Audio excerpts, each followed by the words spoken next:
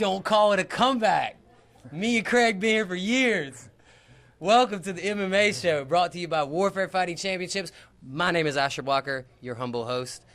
With me, as always, my main man, 50 grand, Craig Watkins. 50 grand, that's going to stick now through every single episode, isn't it? That really is an awesome nickname. 50 grand. You see what I bring to the show? Creativity. Creativity, inspiration.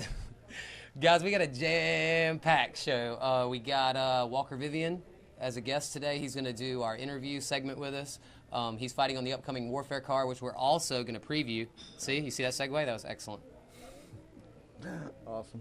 We're also going to preview the Warfare card, which is coming up this Saturday live at the X Sports Complex. We're going to talk about that. We got a jam-packed show, got a lot going on, so let's not waste any time. Let's get into it, huh? Let's not. How about a little cheers, a little ceremonial cheers for this is the third installment of the MMA Show. Let's get it.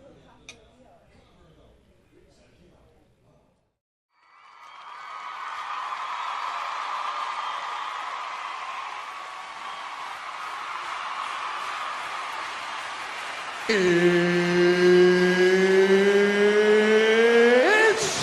time! When I eat you up, yeah, I was alive, that you can't give up.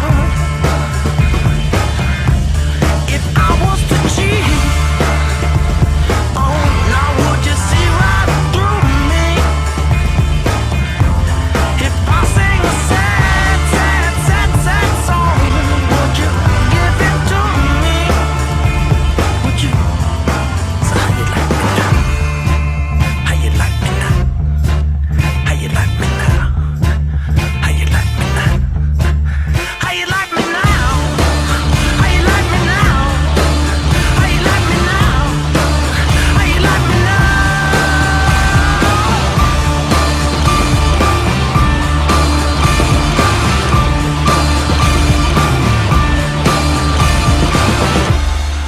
Stop making love to me. Stop making love to me.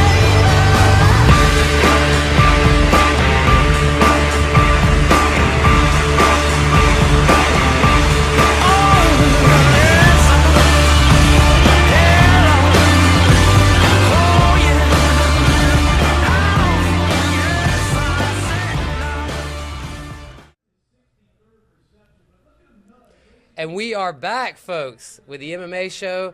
I am privileged to have with us today our special guest, my good friend, Walker Vivian. How you doing, Asher? I'm excellent. See, like, he's a perfect host. He's already asking me questions, and I'm boring. All right, you mind if we run down some stuff today, go over some things? Let's do it. All right, let's get it.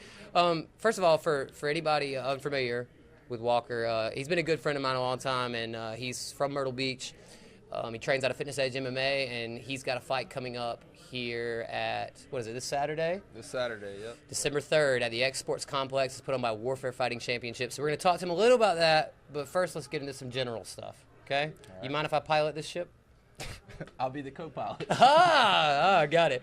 All right, so first of all, just give us a little background for those who aren't familiar with you. Tell us like how you got into MMA, what attracted you to it. Well, I didn't come from a wrestling or any certain discipline, but basically, you know, I played a lot of sports in high school, and it just kind of fit my athletic needs. You know, really watched it on TV, and just one day got enough courage and went up in the gym and never looked back. So well, now you talk about when you started the gym. I mean, what's the?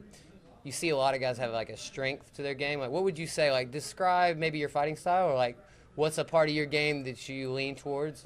Well, I kind of gravitated more towards stand-up. You know, most stand-up disciplines between boxing, kickboxing, and Muay Thai. That's what I gravitated towards the best, I guess is what you could say. And I incorporate that in my fighting. Okay. So he's more of a stand-up guy. That means he's more of a kickboxer, like striking and things like that.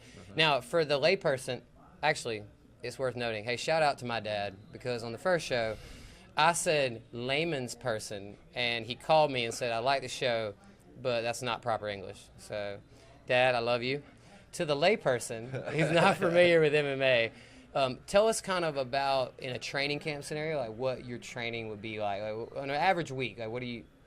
Average week, get up, run 3 to 5. That's miles. Eat, go to the gym. At the gym, I'll do my rounds of jump rope and hitting pads, and then usually I do my submission wrestling or wrestling with submissions. Same thing. But I'll do that for about an hour or so, and then I usually have to teach and go home, sleep, eat, and kind of do it all over again later in the evening. Yeah, it's like eat, sleep, train, huh? Yeah. Yeah. Pretty amazing. So now this Saturday you're going to be fighting in Myrtle Beach. You're also from Myrtle Beach. Yes. Fighting in your hometown. Is it weird? Is it cool? Is it pressure? What is it? You know, there used to be pressure, but really not pressure anymore. It's kind of all what you put on yourself, and I used to put a lot of pressure on myself, but lucky for me, my first fight in Myrtle, I lost, so pressure gone. Right? It knocks it right out, right? Yeah, knocked it right out. So, yeah, it's fun. It's definitely fun being close to home. You don't worry about if you have this, have that, Yeah. because you're at home. So, Yeah. and you don't got to travel, which sucks when you're cutting weight. Yeah, I can imagine. By the way, as a side note, we'll talk about this in a little bit, but Walker's cutting a lot of weight this week because he's going to a new weight class. So Yeah. big props to my boy for showing up. He showed up with a giant water jug. He's like, I'm miserable. Get me on camera. Let's get out of here. So thank you for that, for all that. Thank you. Hey, anytime, buddy. So talk about what do you like about being a fighter? What is it? I mean, is it the girls? Is it the punch people in the face? You like training? What's your favorite part about it? Training is definitely, like, I used to always say if I couldn't train, I would burn my house down. I mean, plain and simple, this town, Myrtle Beach, would be ashes if I couldn't train. It's for your safety, people. That I train. I mean, Walker punches people for your safety. Yeah. So. All right. You talk trash? You're not really a trash talker, are you? I never. Not that much. It's I'll talk a little trash maybe at the weigh-in and not maybe during the fight, but never really before or after. No. Yeah. Just a little bit, kind of mind games, you know. Yeah. What is that? More like a stare. Remember, there was one fight where Walker came. I had a business here that I ran locally, and Walker stopped by, and we were. It was the day of the weigh-ins. He's like, man, I'm trying to think of a good stare down. Remember we doing this? Yeah. It's awesome. What did you go with? What did we go with? The Anderson Silva. Oh, that was the bow, right? The bow and then the. The respect. I respect you, but I'm gonna kill you. That's what it was. Nose to nose. Nose to nose. Yeah. How did he react? He didn't. He didn't. No. See, that's lame. That's lame. Well, you got to bring more to the table than that, I think. Yeah. Like you had something cool and he was just standing around. Yeah, he kind of did the. Oh, that's too stereotypical. We don't like that. I don't like doing that either. Talk about recently you spent a lot of time in Thailand. Mm-hmm. Can you talk about that? I mean, that sounds amazing. Yeah, I spent just under 90 days in Thailand about a year ago from today, and it was an awesome experience. I fought a few times over there, trained. I learned a lot about how to train and good training, and obviously technique-wise, I learned a ridiculous amount. They always say a few months in Thailand is like training a few years anywhere else. So it's definitely true. My game improved by leaps and bounds. But most importantly, what I got from that trip was just how to train, and not to how much to push yourself, and not to overdo it. Yeah, because they're notorious in Thailand. Like, I've had other friends that train there, and they're notorious for when they're running all the time. Like, what is it? What did you do? I mean, what was the running like? Didn't they run like 10 miles or something crazy in the mornings? Or well, in the morning I was running 6 miles. In the afternoon I was running about 4. So average was about 10 miles a day. Some days I would run. I ran a half marathon one day. Jeez. Yeah, I just ran it straight through and. Well, they're a small people, right? The Thai. Like, I always thought it was kind of weird because these Americans go and train there, and like you're a pretty big dude, and you're like, dude, I'm running 10 miles a day. Well, that's why they're so small. They only eat twice, and then they train and run on empty stomach all the time. So it's how they. I swear up and down, that's how they stay that small. That's what they should write like a diet book or something. They're like, okay, it'd be one page, and it'll say, don't eat and run 10 miles a day. Yeah, pretty much. What's it? Caloric deficit. Caloric deficit. Isn't that it? That's our word of the day on the MMA Show, folks. Yeah. All right, let's switch subjects. Let's talk about your teaching. Walker is an instructor at Fitness Edge MMA. Talk about what it is that you teach there a little bit. Like, what classes do you teach? You teach Thai boxing? Do you teach MMA? What? Yeah, I teach Thai boxing, and then have a striking for MMA class.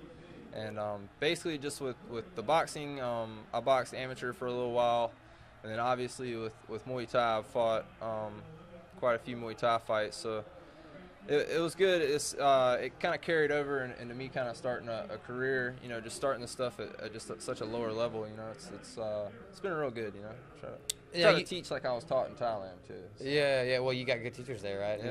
Yeah. You said because you had some boxing and Thai boxing fights. I know you went to Vegas, right, and competed. Yeah, just recently I was in Vegas. I want to say in September. I believe in September, and I competed in NKC, which is National Kickboxing Circuit. It was their Western Regional Championships out in Vegas, and I fought in that. It was a tournament style. Fought 3 guys, and I won. So it was all the travel was worth it. You know, it was a good experience too. I got a lot of exposure. It was at the Mr. Olympia Expo. Oh wow, that's awesome. So, all these buff dudes and women, Yeah. a lot of buff women walking around. Yeah, well, I think you'd beat up all those buff dudes, right? Yeah. Well, they didn't compete, but Yeah. all those other buff dudes. Well, they're there. Those muscles are for show. That's right, for show. Those, what they say, they're for show. meats. They're not for go. You know what I mean? Those are popcorn muscles. There you go. Yeah. Those don't really work. No, but you were talking. I'm sorry, and I got you off sidetrack. My bad. I'm not a good host. For show. But we were talking about teaching, and I'm interested to know just your perspective on teaching guys. Does that detract from your training? Does it help your training? I've heard different from different people. It's definitely a mix of both because there are times when I'm teaching I would rather be training, but at the same time, teaching, it allows me to think. I'm always thinking and trying to come up with new things. I try not to repeat too much of the same stuff. I try to progress it, you know. So that being said, I have to say, well, you know, after this combo, what comes next? And, you know, I also have to teach stuff that works and stuff that I've never done. Like I try it and then I teach, or vice versa, you know, teach it and then try it. Do you find that, because, I mean, I know I've taught kickboxing some and jiu-jitsu. I always thought that having to break something down, having to sit down, when you got to plan a class, you got to break down movements because you're going to get questions about it. So really, it makes you like fine-tune things in a way. Do you agree? Or Definitely. Especially because I'm a huge fan of drilling and repping myself. So when I teach, that's how I teach, and then I jump in there and drill and rep, you know, with my students. So it's good. Now, we're gonna get you out of here soon, but this is a new weight class. We're fighting. We're fighting now. Before you fought mostly at 170, am I right? Mostly at 170, a couple of times at 185, and then the lowest I fought was 165, and a couple of Thai fights I had in Thailand, and then a few of them here in America. I fought at 165, but they have Thai guys your size in Thailand. I only fought one Thai guy my size. So he did did a foreigner, but yeah, apparently he's like the number 170 in Thailand. So Nice. So how's the explain to someone who doesn't understand about the weight cut and what that entails, because this is your first time at such a low weight class? Well, in 2 words, it sucks. But no, basically it's just eating clean, you know. Like I said, caloric deficit, you know. You just eating clean and you know, working out a lot, trying to burn as many calories as possible, and drinking enough water. Mm-hmm. Water is key. You really have to pound the water at least anywhere from 2 to 3 gallons a day is what I push for. That's work. Yeah, you might as well be near the bathroom because you're gonna go about every 2 minutes. But you know, I've been 3 times just from sitting here talking to you. Yeah. But yeah, and then the week before, you just cut the salt out. And, you know, whatever's left is what you gotta suck out that day. Yeah. So how are you gonna feel on fight days? You gonna feel like you feel terrible? No. Fight day, no, definitely not. I'm sorry. That was my. I mean, the day of the weigh-ins. That's the worst, right? Yeah, day of the weigh-ins. Yeah, before the weigh-ins. And actually, while I'm on the scale, I'm gonna feel the worst. The minute I get off of that, psychologically and physically, probably, you know, my mind will think my body's doing better or something. Yeah. So I get off, and start rehydrating and refueling, you know, putting good nutrition back in me. But now I feel good. It's day before weigh-in, so I feel good for the fight. Yeah. For sure, you know. I've been training at a lower weight for about a month now, and I feel awesome. I'm fast and strong. Cardio is good, so I'm not worried too much about fight day. See, Walker's my boy, and man, I've known him for a long time. I knew him when he was about two bills, about 210, 250. 210, yeah. Man, he looked so skinny. He came in tonight. I was like, Jesus, what happened to you? I thought he was sick. No, what's the guy's name you're fighting? Whit Edenfield. Yeah, Whit Edenfield. Hey, if you're watching this, he's on weight. Don't get it twisted. All right. Yeah. Anything else, man? You got look. Some guys like to get predictions. I'm not gonna ask you for that. But what are you looking for on fight day? Right. I mean, not so much game plan wise, but I mean, what do you want to put on a show? Are you looking? I mean, what's your goal going into a fight, man? I mean, I know you want to win, but I mean, what's your idea? You just well, you know, this fight is I want to show. Everybody thinks that I'm just kind of like a one-trick pony. And I've been working hard on everything, you know, with the years, all the years of training, it's finally all coming together. So you'll probably see a lot. Like, it's called mixed martial arts, and I hate to sound cliche, but I'm gonna mix it up. Like, you know, it's gonna go everywhere. So that's definitely what I'm pushing for this fight. All right, guys, hey, be sure to look for him. Walker Vivian, he's going to stick around with us for our next segment. He's actually going to show us a couple things in his bag of tricks. So we're going to take a quick, short commercial break. We'll be right back, and Walker's going to show off some flashy moves, all right? It's the MMA Show.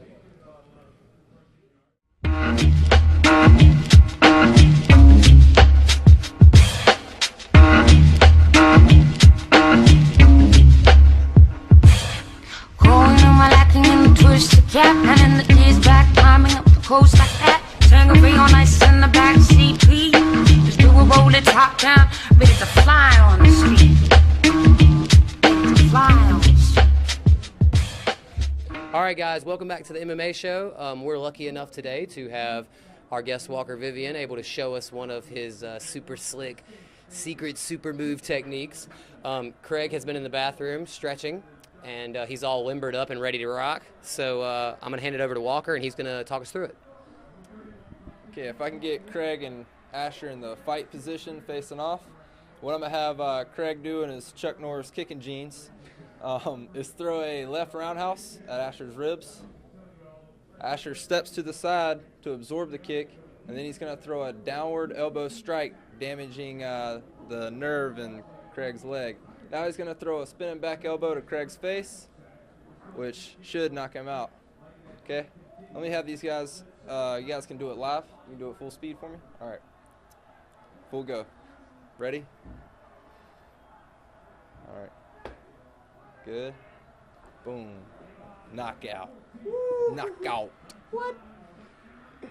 Can I have this back? That was awesome. I did really good, right? Yeah, that was good, man. Quick and sexy. Quick and sexy. That's kind of me, so I guess we're done. I thought that killed you. What are you doing? Reincarnation? I get an extra life? He never goes away. We'll be right back.